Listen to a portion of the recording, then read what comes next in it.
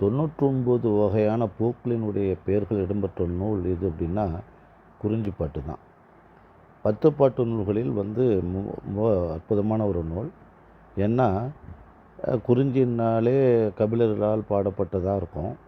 ஏன்னா குறிஞ்சி திணை பாடுவதில் அவர் தான் வல்லவர், அவர் மட்டும் பாடுகிறார்.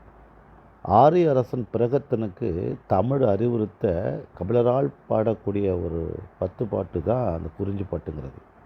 ஆரிய அரசன் பிரகத்தனுக்கு தமிழ் அறிவுறுத்த, அது தமிழ் கலாச்சாரம் பண்பாடு ஆகியவற்றை அறிவுறுத்த பாடப்பட்ட நூல் அப்படின்னு சொல்கிறாங்க.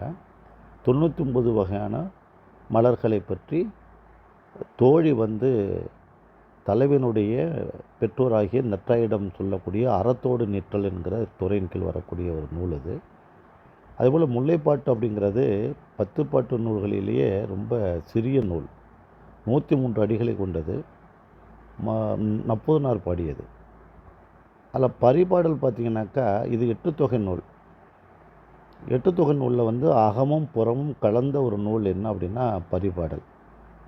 கலிப்பாடலும் கொடுத்துருக்குறாங்க. கலிப்பாடல் அப்படிங்கிறது என்ன அப்படின்னா கலிப்பாவை தான் கலிப்பாடலும் கொடுத்துருக்காங்க. கலிப்பா அப்படிங்கிறது எல்லா ஆடியும் 4 சிறுகளை பெற்றிருக்கும். அது கலித்தொகை என்ற ஒரு 8 தொகை நூலால் இந்த கலிப்பாவால் பாடப்பட்டிருக்கும். எனவே 99 வகையான பூக்களுடைய பெயர்களை தோழி வழியாக கபிலர் நமக்கெல்லாம் சொல்லியிருக்கிறார். அந்த நூல் குறிஞ்சிப்பாட்டு 269 அடிகளை கொண்டது.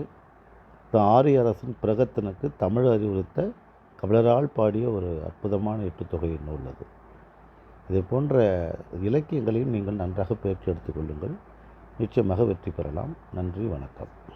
இந்த சேனலை கொஞ்சம் சப்ஸ்கிரைப் பண்ணி பாருங்கள், நிறைய செய்திகள் தெரியும்.